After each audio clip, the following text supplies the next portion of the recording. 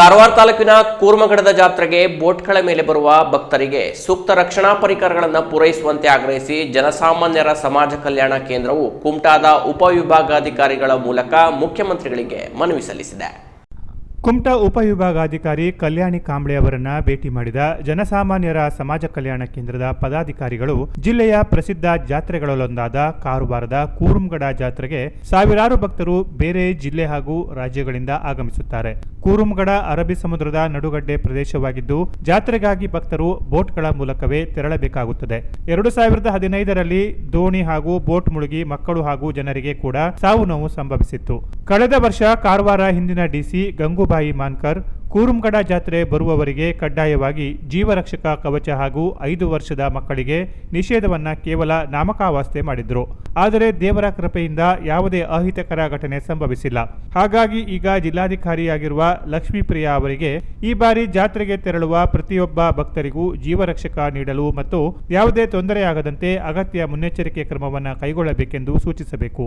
ಇಲ್ಲವಾದರೆ 2015ರಲ್ಲಿ ಸಂಭವಿಸಿದ ದುರಂತ ಮರುಕಳಿಸಬಹುದು. ಹಾಗಾಗಿ ಭಕ್ತರ ಸುರಕ್ಷತಾ ದೃಷ್ಟಿಯಿಂದ ಅಗತ್ಯ ಮುನ್ನೆಚ್ಚರಿಕೆ ಕ್ರಮ ಕೈಗೊಳ್ಳಲು ಜಿಲ್ಲಾಡಳಿತಕ್ಕೆ ಸೂಕ್ತ ನಿರ್ದೇಶನ ನೀಡುವಂತೆ ಮನವಿಯಲ್ಲಿ ಒತ್ತಾಯಿಸಲಾಗಿದೆ.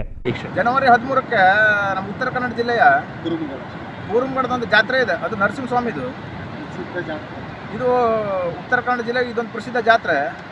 ಇದು ಹೋಸಲ ಏನಾಗಿತ್ತು ಕೇಳಿದ್ರೆ ನಮ್ಮ ಡಿ ಸಿ ಗಂಗೂಬಾಯಿ ಮಾನ್ಕರ್ ಒಂದು ಆದೇಶ ಮಾಡಿದ್ರು, ಎಲ್ಲರಿಗೂ ಲೈಫ್ ಜಾಕೆಟ್ ನೀವು ಹಾಕಬೇಕು ಮತ್ತು 5 ವರ್ಷಕ್ಕಿಂತ ಮಕ್ಕಳಿಗೆ ನೀವು ಅದನ್ನು ಅಲ್ಲಿ ತಗೊಂಡು ಹೋಗ್ಬಾರ್ದು ಹೇಳಿ.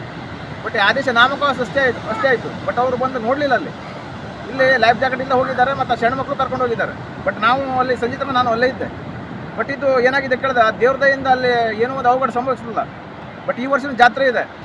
ಬಟ್ ಈಗ ನಾವು ನಿಮ್ಗೆ ಏನು ಮಾಡ್ತಿದ್ದೆ ಕೇಳಿದ್ರೆ ಸನ್ಮಾನ ಮುಖ್ಯಮಂತ್ರಿ ಒಂದು ಮನವಿ ಕೊಡ್ತಾ ಇದ್ದೇವೆ. ನೀವು ಕೂಡಲೇ ಒಂದು ಡಿ ಸಿ ಅವ್ರಿಗೆ ಆದೇಶ ಮಾಡಬೇಕು, ಪ್ರತಿಯೊಬ್ಬರಿಗೆ ಲೈಫ್ ಜಾಕೆಟ್ ಕೊಡಬೇಕು ಮತ್ತು ಅದನ್ನು ಅವರಲ್ಲಿ ಆ ಸ್ಪಾಟಲ್ಲಿ ಉಳಿಬೇಕು ಮತ್ತು ಅಧಿಕಾರಿಗಳು ಸೂಚನೆ ಕೊಡಬೇಕು ಹೇಳಿ. ಇದೇನಾಗಿದೆ ಕೇಳಿದ್ರೆ ಇಲ್ಲಿ ಇವರು ಖಾಲಿ ಆದೇಶ ಮಾಡೋದು ಮತ್ತು ಏನಾದ್ರು ಅವಘಡ ಆದರೆ, ಯಾಕಂದ್ರೆ ಹಿಂದೆ ನಾವು ಒಂದು ಘಟ್ಟ ಸ್ವಲ್ಪ ನೆನೆಸ್ಕೊಳ್ಬೇಕಾಗ್ತದೆ. ಹಿಂದೆ ನಮ್ಮ ಕೂರ್ಮಗಡ ಜಾತ್ರೆಯಲ್ಲಿ ಎಷ್ಟೋ ಮಂದಿ ಸಾವನ್ನೋ ಒಂದು ಸಂಭವಿಸೋದು. ಅಲ್ಲಿ ಬೋಟಿ ಮುಳುಗಿದೆ, ದೋಣಿ ಮುಳುಗಿದೆ, ಎಲ್ಲ ಮುಳುಗಿದೆ.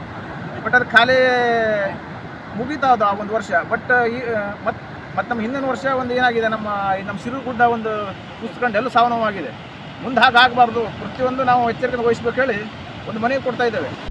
ಮನವಿ ಸಲ್ಲಿಕೆಯಲ್ಲಿ ಜನಸಾಮಾನ್ಯರ ಸಮಾಜ ಕಲ್ಯಾಣ ಕೇಂದ್ರದ ಅಧ್ಯಕ್ಷ ಆಗ್ನಿನ್ ರೋಡ್ರಿಗಸ್, ಸಾಮಾಜಿಕ ಕಾರ್ಯಕರ್ತ ಸುಧಾಕರ ನಾಯ್ಕ್, ನಾಗೇಶ್ ಹುಲಸ್ವಾರ್, ಉಸ್ಮಾನ್ ಮುಜೀಬ್ ಶರೀಫ್, ಶೇಖರ್ ಅಂಬಿಗ, ನಾರಾಯಣ ಅಂಬಿಗ, ಈಶ್ವರ್ ಅಂಬಿಗ ಇತರರು ಇದ್ದರು. Canara plus news Kumta.